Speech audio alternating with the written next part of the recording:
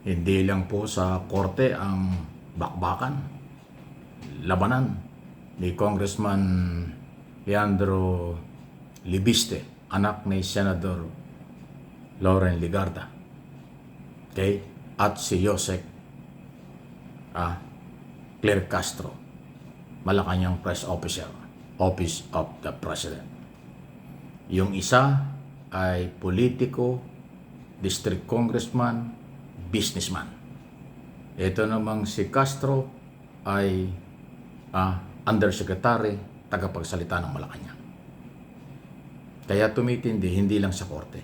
Sa social media ngayon, matindi ang sagutan.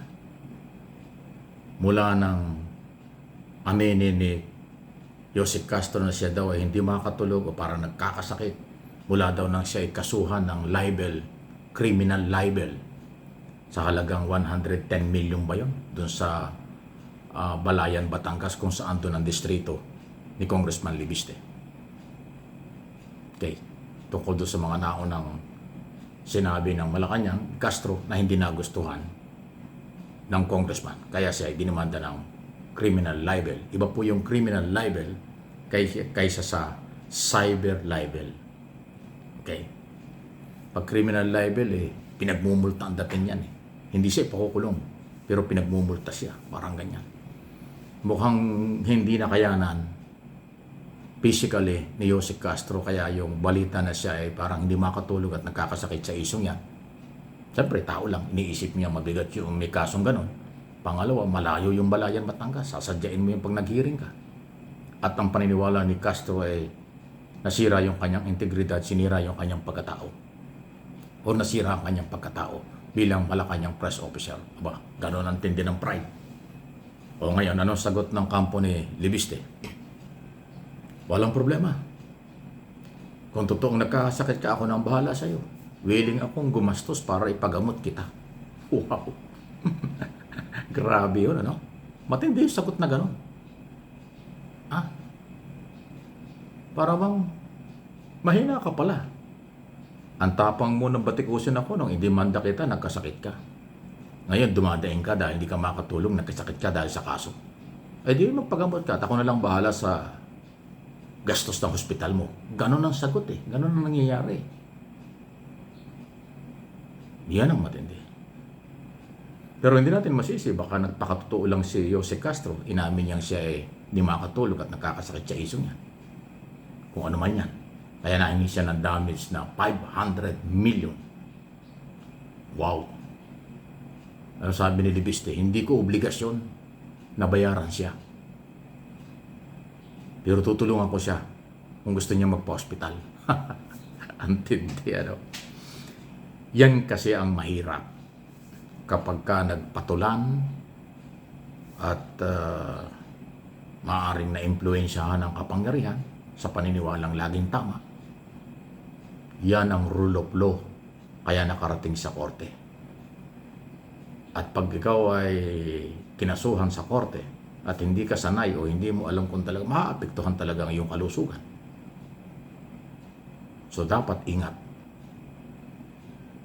Kasi ang Malacanang press officer, wala namang immunity yan. Hindi yan pwedeng sabihin, kahit anong sabihin ko, hindi ako pwedeng kasuhan. Alam ni Atty. Castro yan, abogado siya. Walang immunity. Subject pa rin yan for libel, criminal libel, o administrative, yung libel, regular libel o cyber libel. Yan po yun Ang presidente lang ang may immunity. Hindi mo pwedeng kasuhan habang nakaupo. Pero ang lahat ng opisyal ng Malacanang, ng gobyerno, mula sa cabinet position hanggang sa anumang level, walang immunity yan. Pwedeng kasuhan yan. Pag sa tingin ng mga ibang sektor, ibang tao, personalidad na sila ay may karapatang idemanda ka. Yun ang nangyari. Yung negosyante na Libiste, anak ng senador, hindi papayag talagang margabyado sila. Mataas din ang pride yan. Anak ng senador, mayaman, elected congressman, may pangalan. Abay talagang kahit presidente babanggain niya kung kinakailangan.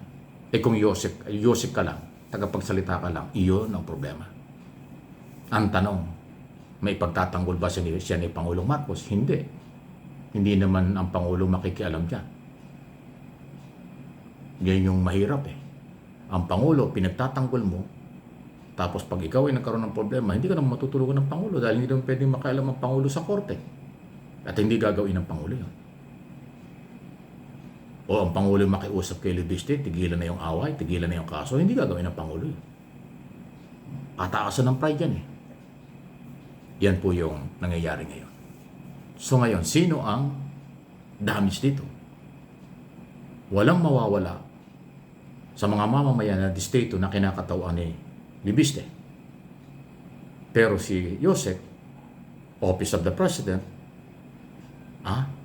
baka yan ang maapektuhan sa issue. Dahil kasi, ang Pangulo kahit anong gawin, dahil Pangulo siya, kahit paano sabihin ng tao, dapat tuloy-tuloy ang trabaho.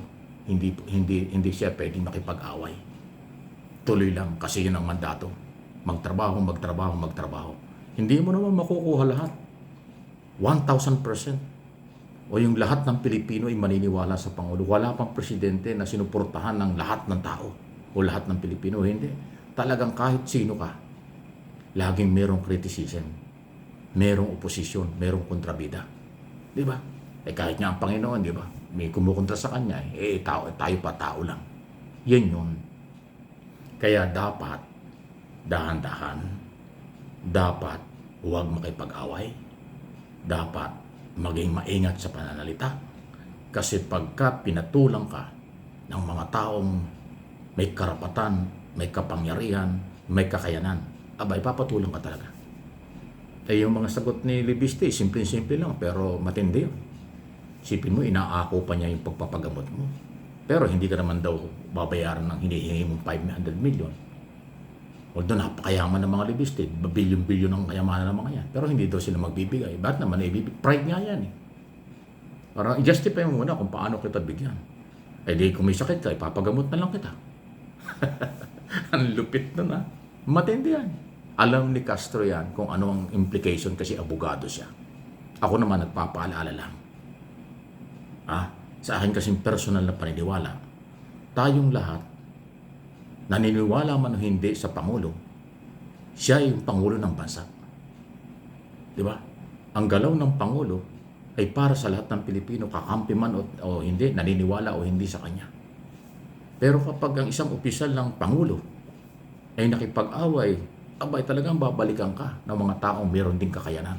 Katulad ng batang congressman ng Batangas. Hindi naman susuko yung mga yan. Nakita nyo, hindi nyo napapansin, iba na yung galaw ni Loren Legarda.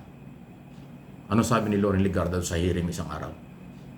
Ang gagaling nyo magnakaw, ang lalaki ng mga ninanakaw nyo, pero wala naman kayong ginagawa, ang babagal nyo. O, kita nyo. Senador yun, na mayroong authority, may kapangyarihan, yun ang ina ng congressman ngayon ni Katunggali ng tagapagsalita ng Malacanang. Meron niyang malaking epekto. Hindi susuko si Legarda dyan, hindi rin tutusuko si Libiste dyan. Ang Pangulo, ang kawawa, ang Pangulo, ang maiipit, ang mga programa ng Pangulo madadamay. Kasi hindi dapat nakikipag-away. Yun lang po yun. Please like and share.